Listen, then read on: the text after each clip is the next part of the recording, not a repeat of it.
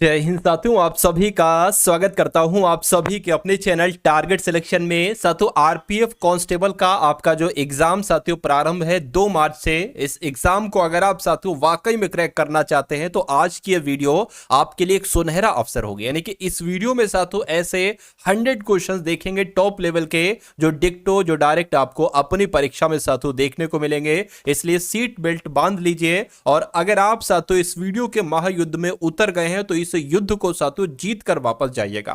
तो मैं आपको साथियों आज की कट ऑफ बता देता हूं। साथियों 100 सवाल यहां पर हम लोग देखेंगे पूरी जीके के सबसे टॉप लेवल के, और यहां पर आपको साथियों 35 सवाल बिल्कुल सही करना है। अगर आप 35 सवाल सही कर देते हैं तो ये समझ लीजिए आपका सिलेक्शन यहां से पक्का हो जाएगा और एग्जाम में पेपर आपका बहुत शानदार जाएगा। तो तकरीबन 20 से 25 मिनट में साथियों इन 100 सवालों को मैं कराऊंगा।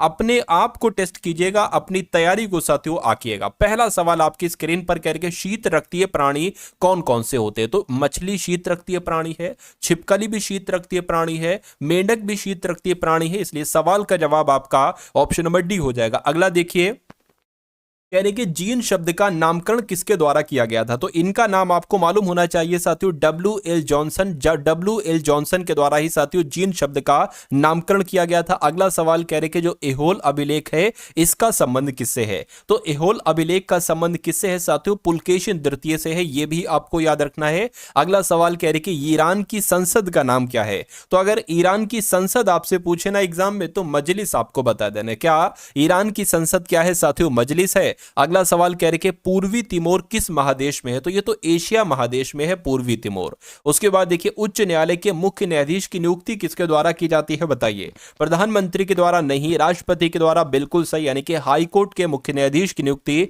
राष्ट्रपति ही तो करते हैं। अगला सवाल देखिए करके, राष्ट्रपति के वेतन और भत्ते कहां से प्राप्त होते हैं? आकस्मिक निधि से, संचित निधि से, आरबीआई से। तो यहां पर आप लोगों को मालूम होना चाहिए राष्ट्रपति के वेतन भी और भत्ते भी ये संचित निधि से प्राप्त होते हैं। उसके बाद देखिए कह रहे कि 1919 में आयोजित अखिल भारतीय खिलाफत सम्मेलन के अध्यक्ष कौन थे? तो साथियों कौन थे? महात्मा गांधी थे। कौन थे?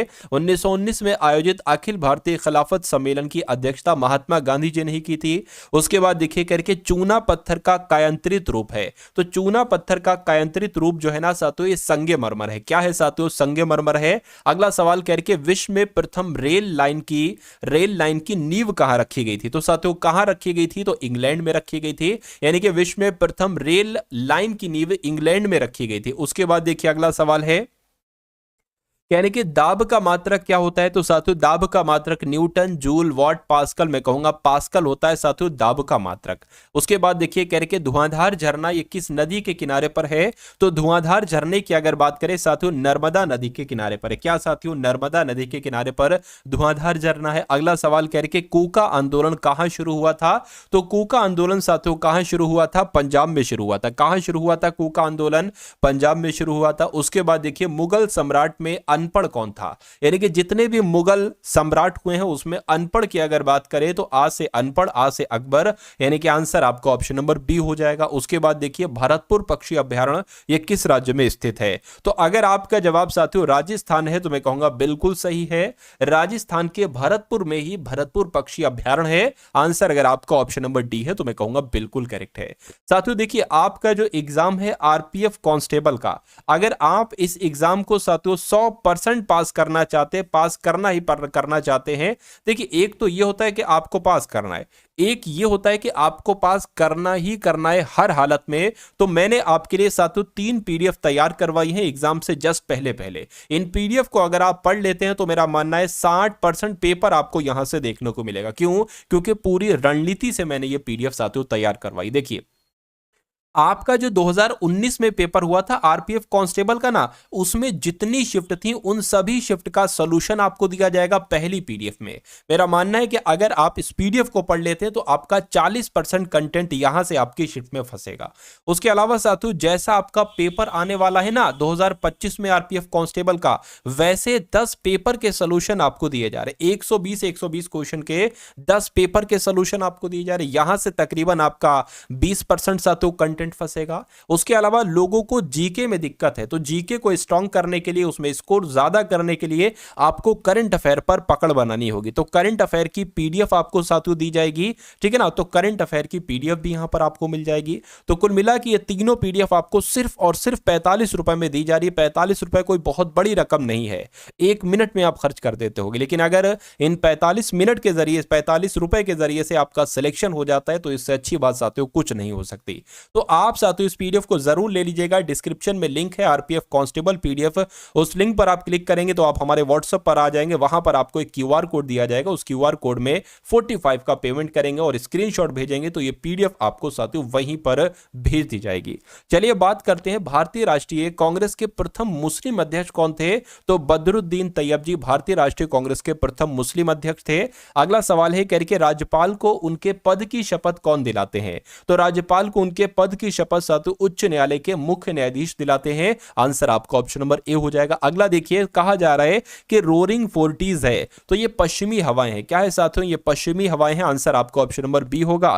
कि जयगढ़ का किला ये कहां पर है? तो ये राजस्थान के साथियों जयपुर में। कहां पर है? ठीक है ना, ये साथियों जयपुर में है। जयगढ़ किला कहां पर है? तो जयपुर में। उसके बाद देखिए, कि भारत में नियंत्रक एवं महालेखा परीक्षक की नियुक्ति किसके द्वारा की जाती है? तो साथियों किसके द्वारा की जाती है आपको मालूम होना चाहिए। आपको मालूम होना चाहिए साथियों, राष्ट्रपति के द्वारा ही भारत में नियंत्रक एवं महालेखा परीक्षक की नियुक्ति की जाती है।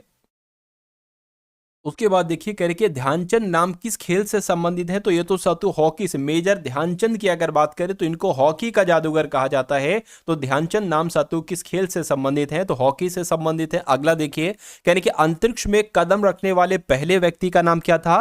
तो आपको मालूम होना चाहिए अंतरिक्ष में सबसे पहले कदम किसने रखा था? यूरी गागरिन नाम के व्यक्ति ने रखा था। तो जिनका आंसर ऑप्शन नंबर डी था, बिल्कुल करेक्ट था। साथियों नैनो सेकंड में आपको आंसर देना है, क्योंकि यहां आप जितनी तेजी के साथ आंसर देंगे एग्जाम में भी उतनी तेजी के साथ आंसर देंगे। और जब आप जीएस के पोर्शन को सबसे पहले कर लेंगे तो आपके पास रीजनिंग को करने में और मैथ को करने में साथियों भरपूर समय होगा। और रीजनिंग और मैथ तभी सही हो पाती है सारे क्वेश्चन जब आपके पास समय अच्छा होता है। अगर आप पूरा समय जीएस में बिता दोगे तो फिर रीजनिंग मैथ को करने के लिए आपके पास समय नहीं बचेगा। तो साथियों ये प्रैक्टिस आपको करना है कि 100 सवाल आपको 20 से 25 मिनट में इसके आंसर बताना है। स्वतंत्र भारत के प्रथम गवर्नर जनरल और अंतिम वायसराय कौन थे? देखिए आपको याद रखना है, जो स्वतंत्र भारत के प्रथम गवर्नर जनरल थे ना, वही अंतिम वायसराय थे। तो इनका नाम साथियों लॉर्ड माउंटबेटन था, और लॉर्ड माउंटबेटन इस सवाल का बिल्कुल सही जवाब हो जाएगा। पूछा जा रहा है कि बंगाल का शोक किस नदी को कहा जाता है? तो बंगाल का शोक तो साथियों दामोदर नदी को कहा जाता है। तो जिनका भी आंसर ऑप्शन नंबर सी है तो बिल्कुल करेक्ट है। अगला सवाल कह रहे कि प्याज है, आलू है, अदरक है, ये क्या है? ये बीज है या फल है या ये तने हैं? तो ये साथियों तने हैं, ये आपको याद रखना है। आंसर आपका ऑप्शन नंबर सी होगा। उसके बाद देखिए, कह रहे कि लाल बहादुर शास्त्री की समाधि किस नदी के किनारे पर है? तो लाल बहादुर शास्त्री की समाधि साथियों यमुना नदी के किनारे पर है, ये आपको याद रखना है। राइट आंसर अगर आपका ऑप्शन नंबर बी तो बिल्कुल करेक्ट है। उसके बाद देखिए, कहा जा रहा है कि कावेरी नदी किस ओर बहती है? तो पूर्व की ओर, पश्चिम की ओर, उत्तर की ओर, दक्षिण की ओर। तो आपको याद रखना है कि पूर्व की ओर बहती है, कावेरी नदी पूर्व की ओर बहती है। उसके बाद देखिए, कौटिल्य का असली नाम क्या था? चाणक्य, विष्णुगुप्त, देवगुप्त या साथियों पांडुरंग? मुझे बताइए। देखिए अगर असली नाम या वास्तविक नाम आपसे पूछा जाए तो विष्णुगुप्त आपको बता देना है, ठीक है ना। अगला सवाल कह रहे शेषनाग झील ये किस राज्य में स्थित है? तो शेषनाग झील कहां पर स्थित है साथियों? जम्मू कश्मीर में। कहां पर है? जम्मू कश्मीर में ही शेषनाग झील है। उसके बाद देखिए, प्रोटीन का उच्चतम स्रोत निम्नलिखित में से क्या है? यानी कि सबसे ज्यादा प्रोटीन हमें नमक से मिलता है, बंद गोभी से, सोयाबीन से या मटर से? तो किससे मिलता है साथियों? सोयाबीन से मिलता है, ये आपको मालूम होना चाहिए। उसके बाद देखिए, कह रहे किस तिथि को दिन रात बराबर होते हैं? तो भैया 21 मार्च की जब हम बात करते हैं ना, तो 21 मार्च को दिन और रात बराबर होते हैं। यह सवाल कई बार आपके एग्जाम में पूछा जा चुका है। नेक्स्ट नंबर का सवाल कह रहे कि गांधी जी का जन्म किस वर्ष हुआ था? बताइए। तो गांधी जी का जन्म तो बच्चा बच्चा जानता है, 1869 में हुआ था। कब हुआ था? 1869 में हुआ था। उसके बाद देखिए, बेगम अख्तर ये संबंधित हैं। तो ये कौन है? ये एक अभिनेत्री है। तो बेगम अख्तर अभिनेत्री तो नहीं है, लेकिन शास्त्रीय गायिका है। कौन है साथियों? शास्त्रीय गायिका है। नेक्स्ट नंबर का सवाल कह रहे कि सुब्रतो कप का संबंध किस खेल से है?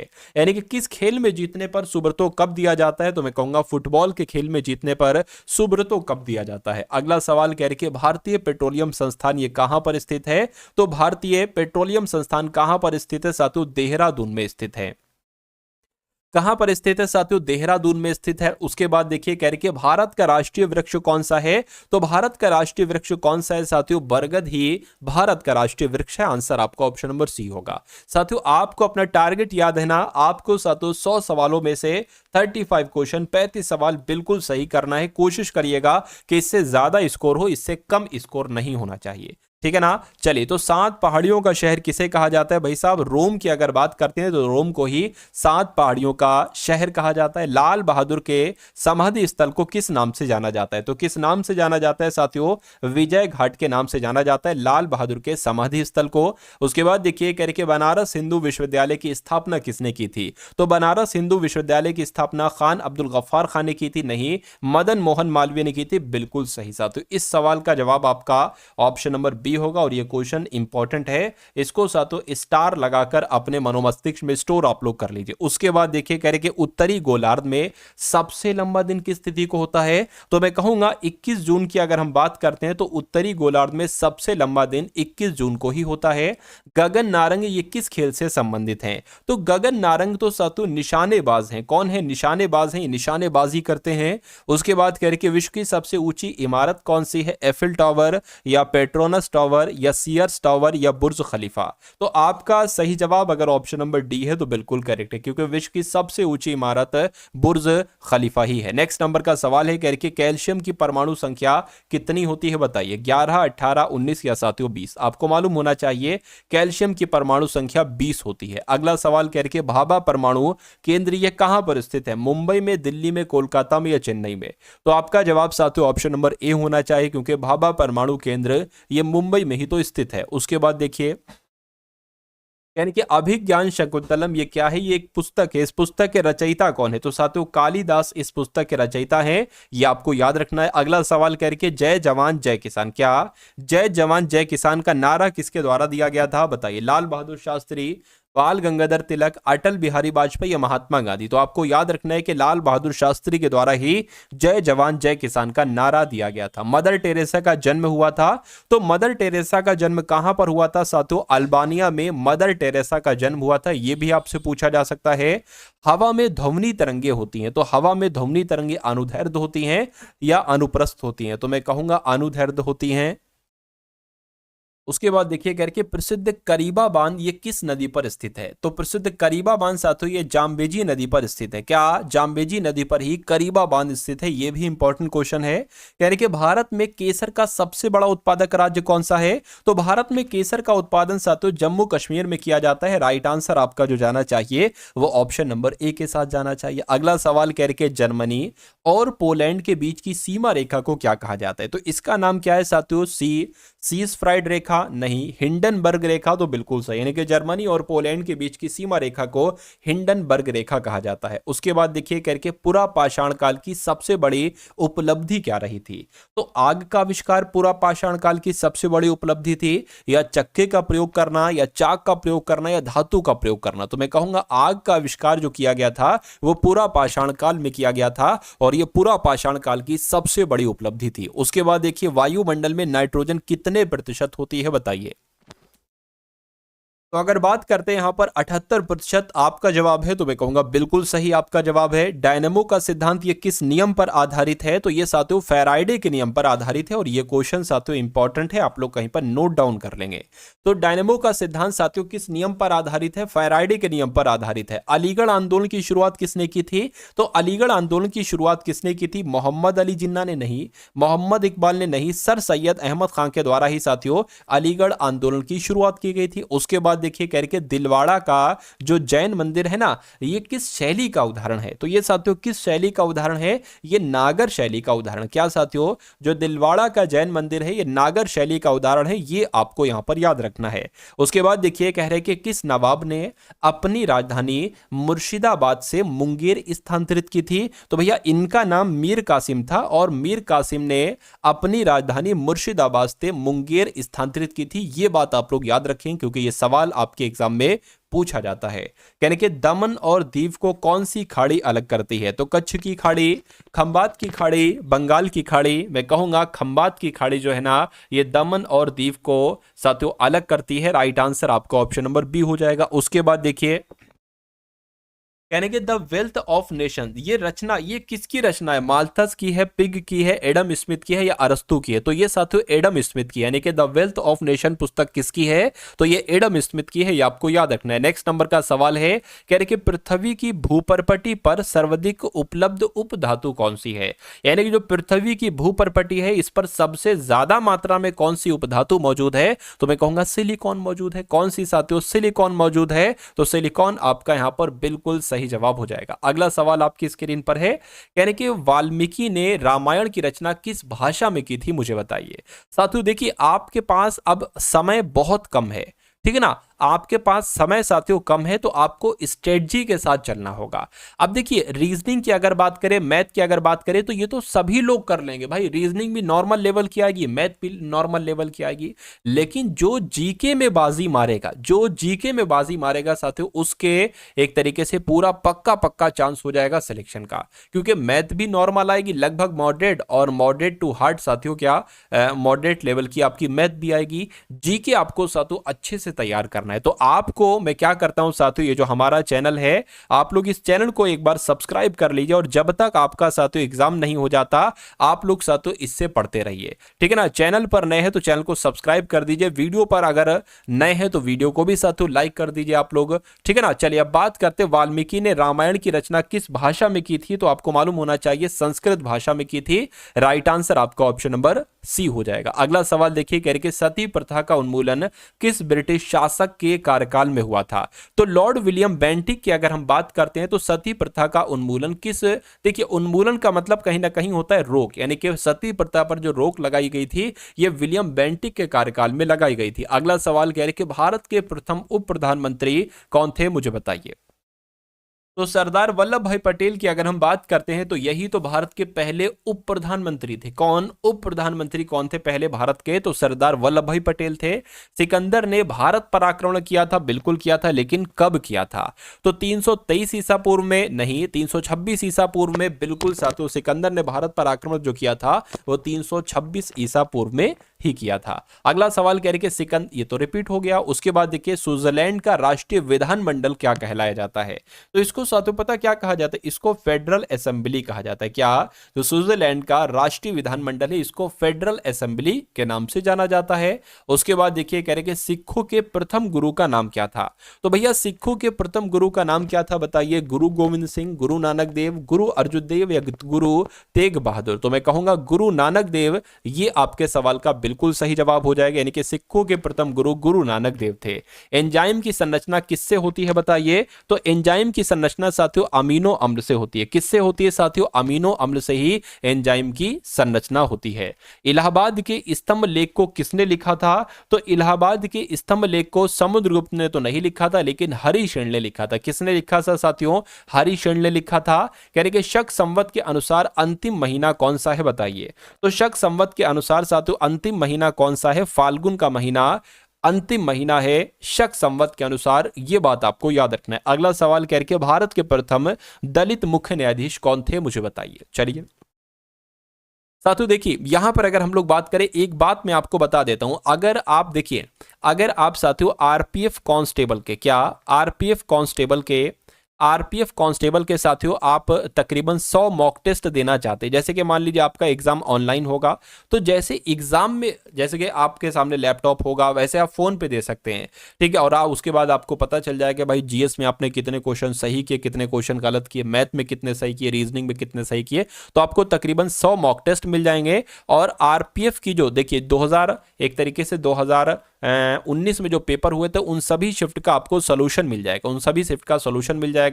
उसके अलावा ये चीज आपको पता है कितने 249 रुपीज में मिलेगी, यानी कि 249 रुपए में आपको ये चीज मिलेगी। उसके अलावा इसी 249 रुपए में आपको ग्रुप डी की, क्या ग्रुप डी की पिछले 5 से 10 सालों में जितने भी पेपर हुए हैं उन सभी शिफ्ट का सोल्यूशन मिल जाएगा, क्योंकि 70% पेपर आपका यहीं से पूछा जाएगा। उसके अलावा साथ एनटीपीसी का अगर एग्जाम है तो 249 रुपए में आपको एक अलग सेगमेंट मिलेगा। इतने ही रुपए में एनटीपीसी के आपको पीवाईक्यू मिल जाएंगे और मॉक टेस्ट मिल जाएंगे, ठीक है ना। तो जितने भी रेलवे के एग्जाम है, जितने भी एसएससी के एग्जाम है, सभी एग्जाम के आप मॉक टेस्ट लगा सकते हैं, सैंपल पेपर लगा सकते हैं, full test, practice paper, sectional test आप लगा सकते हैं सिर्फ और सिर्फ 249 रुपए में। तो आप अभी जाइए साथियों टारगेट सिलेक्शन एप्लीकेशन पर, डिस्क्रिप्शन में ऐप का लिंक आपको दे दिया गया है, या प्ले स्टोर में जाकर भी टारगेट सिलेक्शन एप्लीकेशन डाउनलोड कर लीजिए और वहां से 249 रुपए वाला कोर्स साथियों खरीद लीजिएगा। ये आपका सिलेक्शन बहुत आराम से करवा देगा अगर आप इसको कायदे से पढ़ लेते हैं। चलिए बात करते हैं भारत के प्रथम दलित मुख्य न्यायाधीश का नाम क्या था, तो केजी बालकृष्णन था। क्या था साथियों, केजी बालकृष्णन था। देखिए जो 45 रुपए में मैंने आपको पीडीएफ बताई है ना, उसमें आपको सिर्फ साथियों देखिए ये प्रीवियस ईयर शिफ्ट है ना, इनका सॉल्यूशन मिलेगा आपको, सिर्फ 10 पेपर मिलेंगे, 10 पेपर मिलेंगे, लेकिन इसमें आपको 100 मॉक टेस्ट मिल जाएंगे। उसके बाद देखिए अम्ल वर्षा का प्रमुख कारण क्या है, तो अम्ल वर्षा का प्रमुख कारण साथियों सल्फर डाइऑक्साइड है। क्या है, सल्फर डाइऑक्साइड है। उसके बाद देखिए मांसपेशियों में कौन सा अम्ल पाया जाता है, नाइट्रोजन।